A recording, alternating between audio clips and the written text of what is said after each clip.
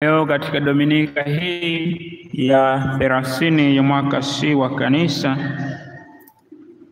Mwenyezi Mungu anatufundisha namna ya kusali. Dominika iliyopita alitufundisha kusali bila kukoma, kusali wakati wote, ustahimilivu katika sala. Sasa leo anatufundisha tunapodumu katika kusali, tunapokuwa wastahimilivu katika kusali, tusali katika hali gani? Anatufundisha tusali katika unyenyekevu na katika moyo wa toba. Sababu sala ni mahusiano yetu na Mwenyezi Mungu. Tunanyanyua mioyo yetu kumwelekea Mwenyezi Mungu. Tunanyanyua akili zetu, mioyo zetu, mawazo yetu kumwelekea Mwenyezi Mungu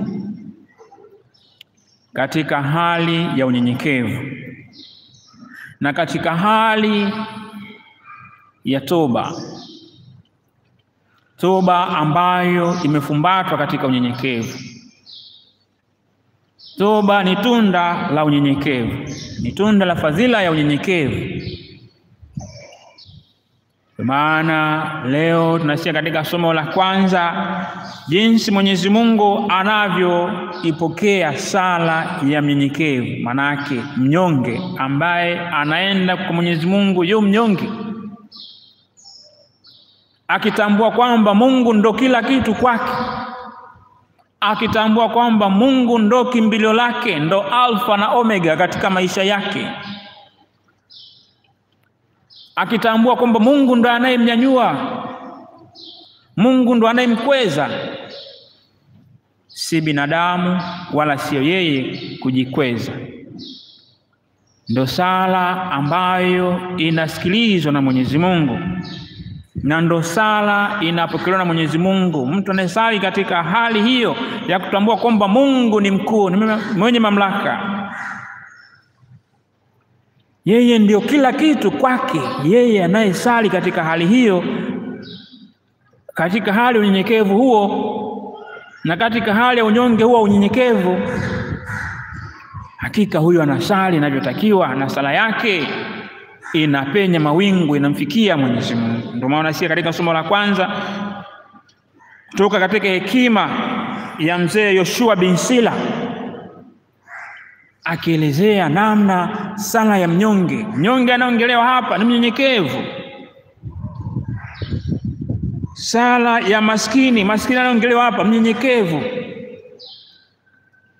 anayeenda mbele ya Mwenyezi Mungu ili Mwenyezi Mungu amkweze, ili Mwenyezi Mungu amjaze nguvu, baraka, mamlaka na utukufu. Sio yeye ajijaze mamlaka, sio watu wamjaze mamlaka, bali Mungu kwake apate sifa na utukufu. Na ndio maana tunasikia katika somo la kwanza, kwa kuwa Bwana ndiye mhukumu wala akijali cheo cha mtu. Yeye ndio mhukumu, anaenda mbele ya Mwenyezi Mungu. Mtu anaenda mbele ya Mwenyezi Mungu kitambua kwamba Mungu ndio mhukumu mwenye haki, hajali cheo cha mtu, akitambua kwamba Mungu ndo hakimu wa haki na sio binadamu, anaenda kwa moyo unyenyekevu kusali kwa kuongea na Mwenyezi Mungu, akimwomba Mwenyezi Mungu ampe nguvu, amnyanyue. Sio kwamba anaenda pale kusali, anaenda kusali kwa Mwenyezi Mungu kwenda kuanza kutoa hukumu kwa wengine, akisahau kwamba Mungu ndo mtoa hukumu. Ndio maana sisi katika somo la Injili Yesu tolea mfano wa Farisayo na mtoza ushuru. Farisayo huyo alienda kutoa hukumu kwa wengine, sio kusali. Sio kama yule mnyang'anyi, mimi sio kama wale wazinzi, sio kama mtoza ushuru. Akaenda kuchukua jukumu la Mwenyezi Mungu la kuhukumu wengine, akaenda mbele mwenye kujihesabia haki, alienda mbele mwenye kujikweza,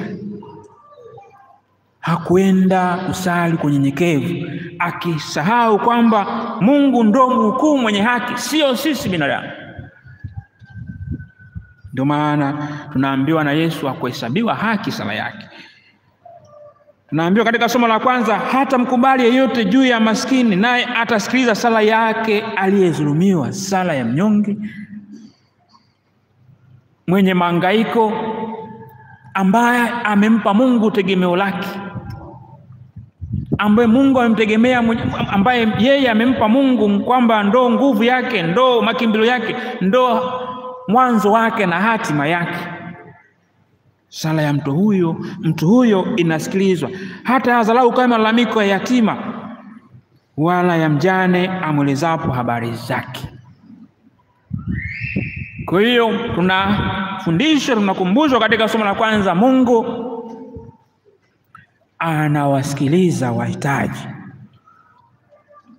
wanaoenda kwa moyo nyenyekevu kumwomba, kuzungumza naye.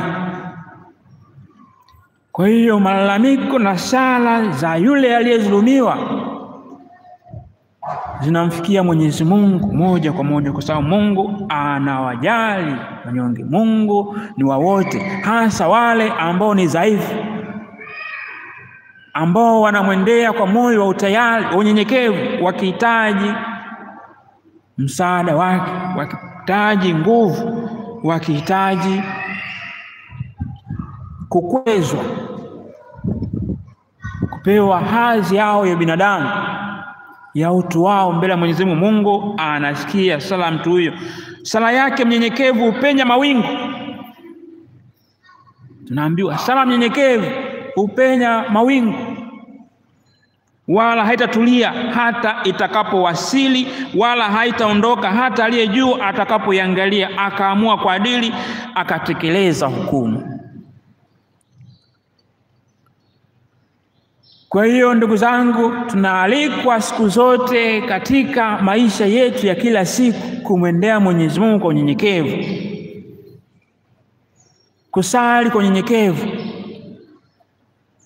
wala tusiende mbele ya Mwenyezi Mungu kujihesabia sisi haki na kujiona sisi ndo tunastahili sana mbele ya Mwenyezi Mungu.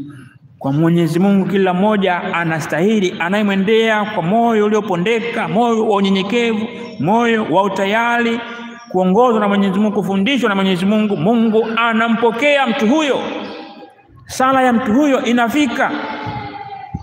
Na ndio maana Bwana wetu Yesu anatufundisha vizuri kabisa namna ya kusali, akitofautisha kati ya anayesali vibaya na anayesali vizuri. Anatolea mfano akisema, Yesu aliwaambia mfano huu watu waliojikinai kwa kujiona wao wenye haki, wakiwadharau wengine. Anafika katika jamii ya Kiyahudi, anakuta kuna matabaka. Wengine wanajihesabia haki, wanajihesabia wao ndio wamechukua kiti cha Mungu, wao ndio wanaotoa hukumu,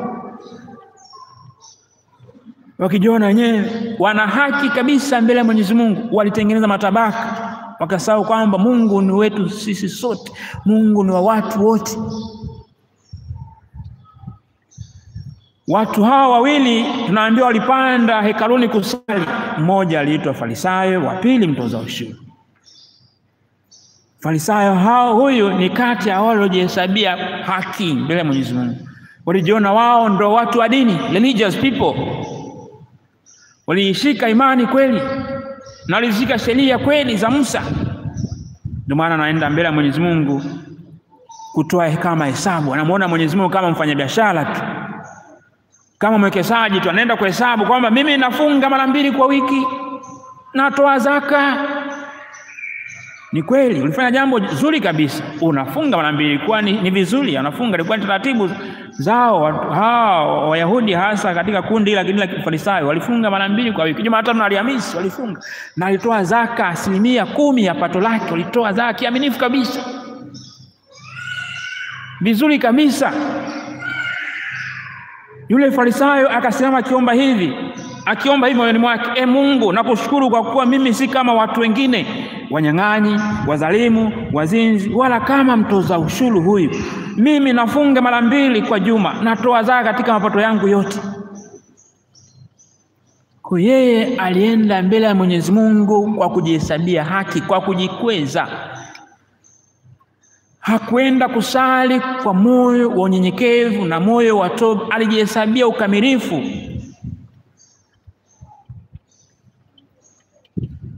Alijiona yeye tayari sasa ni mwenye haki kuliko wengine, akiwadharau wengine. Alienda kwa mbele ya Mwenyezi Mungu yeye kujionekana anafaa kuliko, maana sala yake haikuwa na unyenyekevu, haikuwa na moyo wa toba. Alienda mbele ya Mwenyezi Mungu kumlazimisha afanye analotaka yeye, sio kama Mungu anavyotaka yeye. Yeye alitakiwa kwenda kusali kumshukuru Mwenyezi Mungu kwamba mimi nimeweza kufanya hivi na kushukuru, si kwa sababu aliweza hivyo kwa uwezo wake, bali Mungu alimpa neema ya kuweza kufanya hivyo.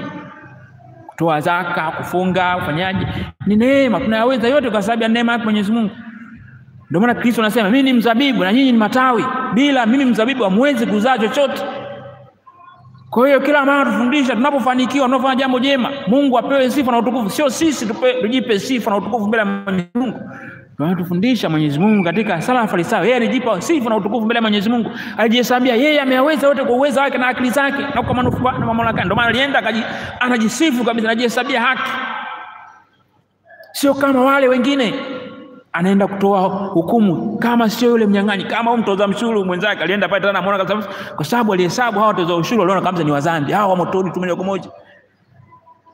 Watoza ushuru walikuwa wanafanya kazi ya kukusanya mapato ya serikali ya kikoloni ya wakati ule ya Kirumi. Warumi walikuwa wanatawala, Warumi walikuwa wanatawala Israeli na ukanda wa Mashariki ya Kati. Sehemu kubwa ya dunia ilikuwa chini ya utawala wao. Kwa hiyo walikuwa chini ya watawala wao. Kwa hiyo waliweka watu hao wa kukusanya mapato kwa ajili ya serikali yao. Kwa hiyo watoza ushuru walionekana wanasaidi na wakoloni. Kwa hiyo na walikuwa natoza vya juu vingi. Kwa hiyo walionekana waliwachukia,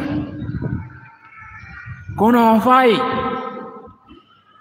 wakahesabia hawa ni wa motoni. Kwa hiyo walipoenda, anaenda sasa kusali, anaona hawa hawafai. Sio kama mtoza ushuru mimi yule, maana sio kama mimi yule mzambi. Lakini tunaambiwa yule mtoza ushuru alipofika kwenda kusali pale kwa hekaluni yule, lakini yule mtoza ushuru alisimama mbali, wala hakuthubutu hata kuinua macho yake mbinguni, bali alijipiga kifuani akisema, e Mungu, uniwe radhi mimi mwenye dhambi. Yesu anamsifia huyo mtoza ushuru, anasema, nawaambia huyu alishuka kwenda nyumbani kwake amehesabiwa haki kuliko yule, kwa maana kila ajikwezaye ataziliwa na ajizilie atakwezwa. Ni kwa sababu huyu mtoza ushuru alienda mbele ya Mwenyezi Mungu mnyonge, mnyenyekevu, hana kitu kwake mbele ya Mwenyezi Mungu. Alimtambua kwamba Mungu ndio mhukumu mwenye haki, sio binadamu. Hawa binadamu wenzake wote wamewahukumu kwamba hawa dhambi, hawafai, lakini alitambua kwamba anaenda kwa Mungu ambaye si binadamu. Akienda kwenye tena akijipiga tena akasimama mbali kabisa stahili, anatambua madhaifu, akijipiga kifua. Ndio maana sisi tunasali katika sala, nimekosa sana, kwa unyenyekevu, akijipiga kifua akisema, e Mungu, niwe radhi mimi mwenye dhambi. Yesu anasema, nawaambia huyu alishuka kwenda kwake amehesabiwa haki kuliko yule, kwa maana alijinyenyekeza mbele ya Mwenyezi Mungu. Kwa sababu sala yake ilikuwa ni sala ya mnyonge aliyehitaji huruma yake Mwenyezi Mungu, na huruma yake Mwenyezi Mungu haina mipaka. Akahesabiwa haki, akaonekana mbele ya Mwenyezi Mungu anafaa, na sala yake ikapenya mawingu, ikamfikia Mwenyezi Mungu. Katika mfano huu wa mtoza ushuru na Farisayo tunafundishwa namna ya kusali. Tunapoenda kusali kwa Mwenyezi Mungu, tunaenda sisi kama tulivyo. Unaenda katika hali yako, ukienda katika hali njema, mshukuru Mwenyezi Mungu. Ukienda katika hali mbaya, muombe Mwenyezi Mungu toba, huruma yake. Ndio maana tunaalikwa kusali wote, wema na wabaya kusali wote, wakati wote. Farisayo alienda mbele ya Mwenyezi Mungu akajihesabia haki. Lakini mtoza ushuru alienda mbele ya Mwenyezi Mungu yeye akijiona ni mnyonge, akihitaji huruma yake Mwenyezi Mungu.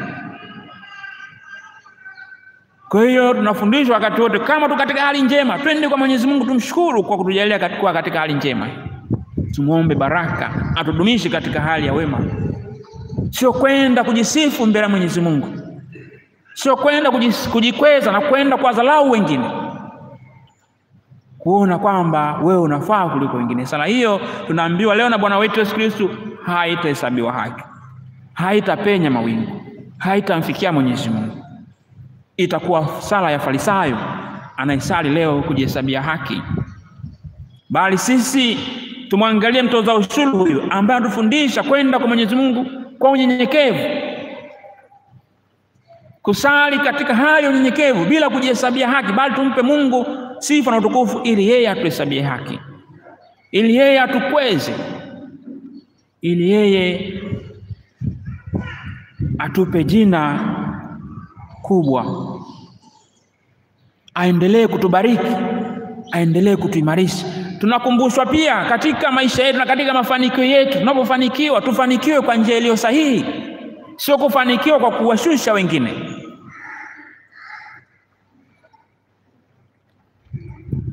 Sio kufanikiwa kwa kuharibia wengine majina yao. Sio kufanikiwa kwa dhuluma. Bali mafanikio yetu yawe ya kumpa Mungu sifa na utukufu, yawe yenye kibali, yenye njia sahihi. Mafanikio yetu katika hali zetu za kijamii, za kiuchumi, za kisiasa, za kidini na kila namna, ziwe katika hali, mafanikio hayo yawe katika hali ya kimungu. Sio kuona kwamba mimi nimefanikiwa lakini nimefanikia huko nyuma kuna vilio vingi, kuna machozi mengi, kuna dhuluma nyingi. Mafanikio hayo hayana baraka zake Mwenyezi Mungu, hayana kibali chake Mwenyezi Mungu, bali na kibali chako wewe mwenyewe na shetani. Kwa hiyo tumwombe Mwenyezi Mungu atujalie moyo wa usikivu wa neno lake, atujalie moyo wa unyenyekevu, atujalie moyo wa utayari wa kumwendea Mwenyezi Mungu kwa moyo wa upendo kwa Mwenyezi Mungu na moyo wa upendo kwa jirani, upendo kwa binadamu mwenzako. Tukienda kwa Mwenyezi Mungu kwa hali hiyo, kisali kwa namna hiyo, kwa upendo kwa Mungu na upendo kwa jirani, hakika sala yetu inamfikia Mwenyezi Mungu, inapenya mawingu, inapata kibali mbele ya Mwenyezi Mungu. Kwa hiyo tunaalikwa siku zote tusali kwa unyenyekevu bila kuchoka, tukiungana na Mtume Paulo katika utumishi wake wa kuipeleka habari njema kwa watu wote. Anasema, sasa mimi namiminwa na wakati wa kufariki kwangu umefika. Akisali kwa unyenyekevu kabisa, akisema, nimevipiga vita vilivyo vizuri, mwendo nimeumaliza, imani nimeilinda. Baada ya hayo nimewekewa taji ya haki ambayo Bwana mhukumu mwenye haki atanipa siku ile. Wala si mimi tu, bali watu wote pia waliopenda kufunuliwa kwake. Sala ya Mtume Paulo ni sala ya unyenyekevu, ni sala ya mapendo kwa Mungu na mapendo kwa jirani. Anasema si mimi tu, hata wale waliopenda kufunuliwa kwake. Maana yake anasali sio sala binafsi. Anasema hakika nimevipiga vita vizuri, kwa uwezo wake nimeweza. Sasa niko tayari kumiminwa. Sasa nimiminwe kwa sifa na utukufu wake Mwenyezi Mungu, akitarajia taji la wateule.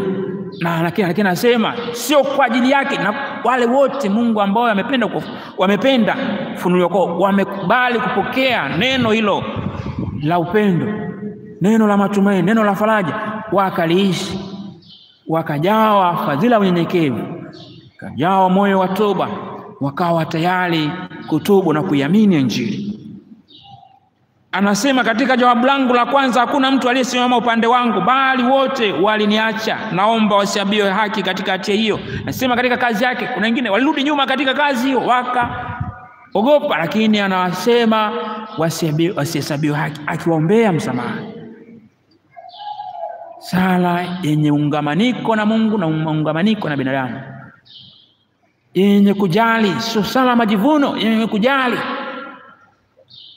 akimtegemea Mwenyezi Mungu, akisema kwamba lakini Bwana alisimama pamoja nami akanitia nguvu. Anatukumbusha kwamba watu wote wanaweza kutuacha katika hali yoyote na katika mazingira, lakini Mungu hatuachi siku zote. Mungu yupo pamoja nasi, anasikia dua zetu kimwendea kwa wakati wote. Mungu yeye ni mwaminifu. Binadamu anaweza kutuacha, lakini Mungu hatuachi. Nasema lakini Bwana alisimama pamoja nami akinitia nguvu, ili kwa kazi yangu ule ujumbe utangazwe kwa utimilifu, hata mataifa wasikie, nami nikaokolewa katika kinywa cha simba. Anasema Bwana ataniokoa na kila neno baya na kunihifadhi hata niufikie ufalme wake. Sala ya mnyenyekevu. Paulo akisali sala mnyenyekevu, sala yenye mapendo kwa Mungu na mapendo kwa jirani, akimtegemea Mwenyezi Mungu katika hali zote na katika mazingira yote. Ameungamanika na Mungu katika hali zote, wakati unaofaa na usiofaa yuko na Mungu, akiwa imara. Kwa nasi siku zote tunaalikwa kusali bila kuchoka, kusali kwa unyenyekevu, kusali kwa upendo kwa Mungu, upendo kwa jirani, kusali kwa moyo wa toba. Mwenyezi Mungu atubariki.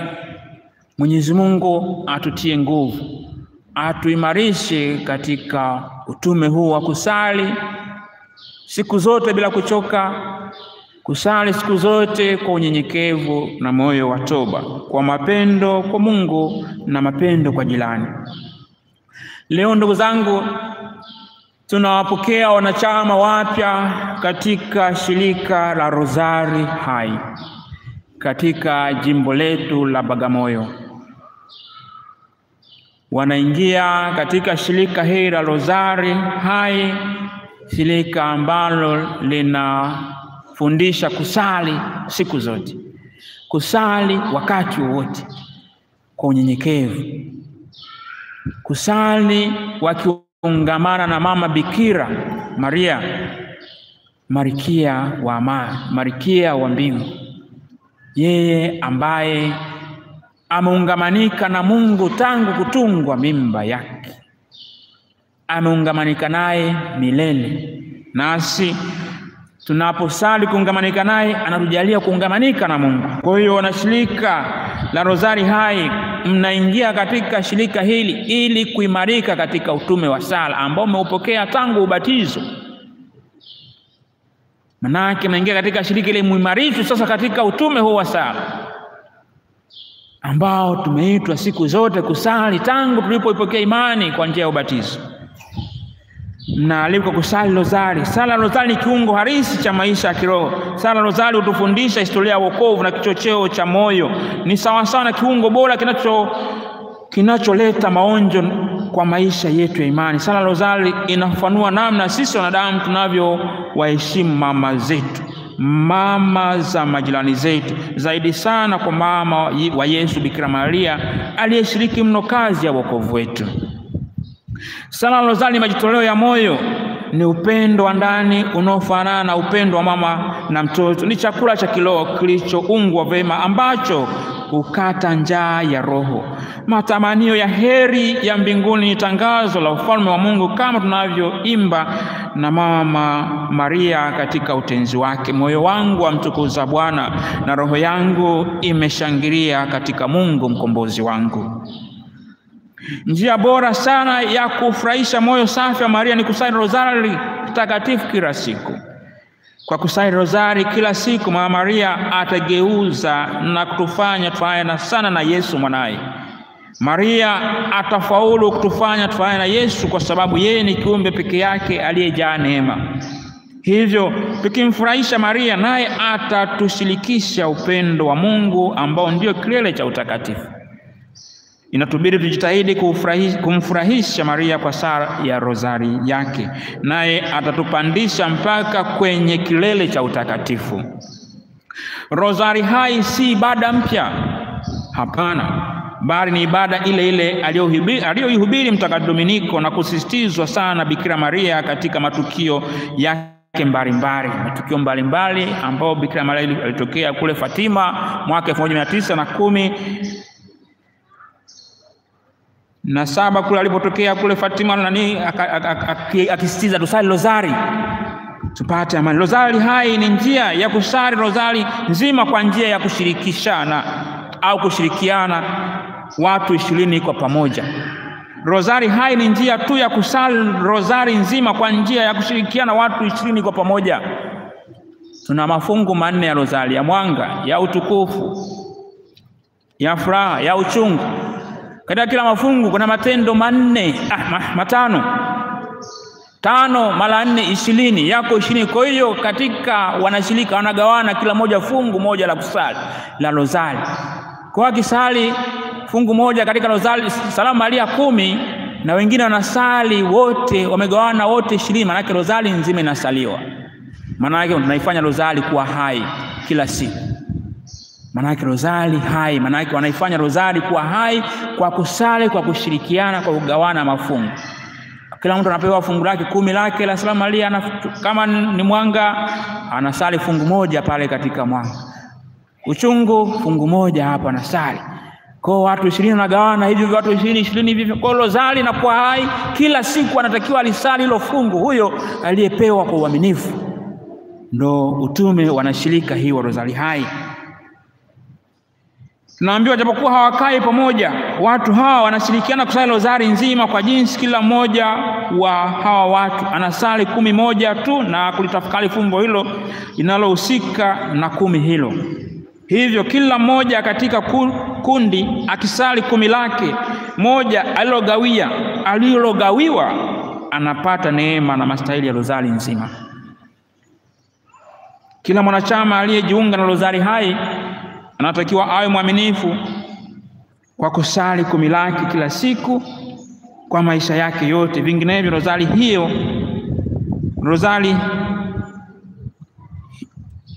hiyo haiwezi kuwa hai tena. Kwa hiyo anatakiwa mwaminifu sana kwa kusali fungu lake aliyopewa mwana rozari hai. Kwa hiyo mnaingia katika utume huo, mnaalikwa muwe waaminifu katika utume huo wa kusali rozari kwa kushirikiana. Malengo ya rozari hai ni kama yafuatayo: kutuliza hasira ya Mungu aliyekasirishwa na dhambi zetu nyingi mno. Tunamtuliza kwa njia ya maombi ya Mama Maria. Kulinda na kufufua imani katika roho za Wakristo na kuwaongoa wakosefu. Kadhalika tunaongeza utukufu wa Mama Kanisa. Kuleta ushindi wa moyo safi wa Maria, ushindi ambao aliutabiri Maria katika matukio ya Fatima: moyo wangu safi mwishowe utashinda. Kuwaheshimu Mtakatifu Filomena aliyesomwa na mlinzi wa rozari hai na mwenye heri Paulina Maria Jalkoti aliyemwanzilishi wa rozari hai. Kwa kuombea maaskofu, mapadri, wasawa, wagonjwa na watakao kufa leo ili wapate kifo chema. Kadhalika kwa kuombea amani katika familia zetu. Ndio malengo ya rozari hai, kumfanya shetani asiweze tena kuwa na nguvu kwetu saa ya kufa kwetu. Historia ya rozari hai ilivyo sasa ilianza mnamo mwaka 1826 huko Lyons, Ufaransa. Ushirika huu wa rozari hai ulianzishwa na msichana mmoja kwa jina la Pauline Maria Jalkoti. Kilichomsukuma Pauline kuanzisha ibada hii kama anavyosimulia mwenyewe: nilipata mawazo ambalo lilinisumbua kwa muda mrefu sana. Kila mara nijiuliza nitafanya nini ili watu wapende ibada ya rozari takatifu. Kisa cha kujiuliza swali kama hili ni kwamba nyakati hizo watu walikuwa hawapendi kusali rozari kwa visingizio vingi tu. Mara waseme rozari ni ibada ya wazee, ni ibada ndefu mno, au ilipitwa na wakati. Je, siku hizi ibada rozari inapendeka vya kutosha? Ubaya mwingine uliojitokeza wakati huo ni upweke wa watu wema. Roho hizi hufanya ibada peke yao tu. Baada ya muda hufikia hatua ya kukata tamaa na kuacha kusali kabisa. Hivyo nilijiuliza, nitafanya nini ili kuwasaidia watu hawa wema? Ni kitu gani kitakachoimarisha roho hizi dhaifu? Nilianza kusali sana, kumwomba Mungu ili kwanza afanye ibada ya rozari ipendwe na watu, kusudi watu wote waweze kufaidi manufaa makubwa yapatikanayo kwa kusali rozari na kutafakari mafumbo yake matakatifu. Hivyo nilimwomba Mungu aniangazie ili nione njia ya kufanya ili watu waipende ibada rozari na waweze kusali kwa urahisi.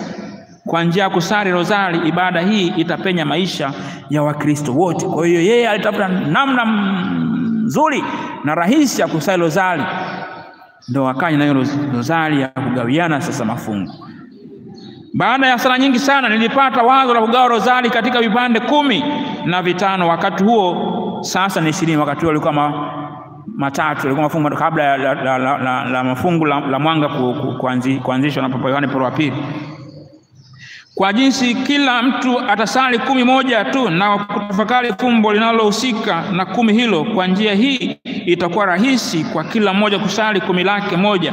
Rozari hii iliyogawanyika kwa nje lakini imeungana mbele ya Mungu itampatia Mama Maria sifa na utukufu mkubwa sana.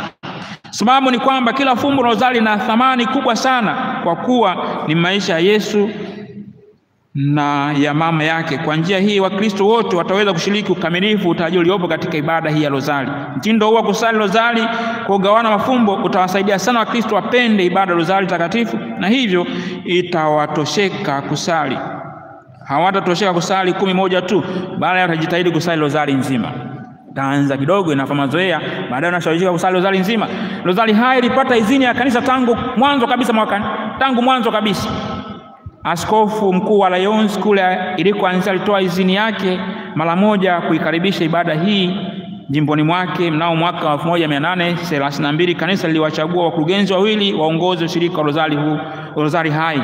Huu ni ushindi kuwa kanisa lilikubali na kuruhusu ushirika huu uendelee mpaka ikaona umuhimu wa kuchagua wakurugenzi wote. Baba Mtakatifu Gregori wa 15 ndiye aliyetoa idhini rasmi kuruhusu ushirika wa rozari hai. Ni yeye aliyemchagua Mtakatifu Filomena awe somo na mlinzi wa ushirika huu wa rozari hai. Baba Mtakatifu Gregori wa 16 alitoa rehema nyingi sana kwa wenye kusali rozari hai. Tangazo rasmi la Baba Mtakatifu Gregori wa 16 kuruhusu rozari hai lilitokea tarehe 27 mwezi wa kwanza mwaka 1832. Tumsifu Yesu Kristo. Kristo, simame tukiri imani yetu.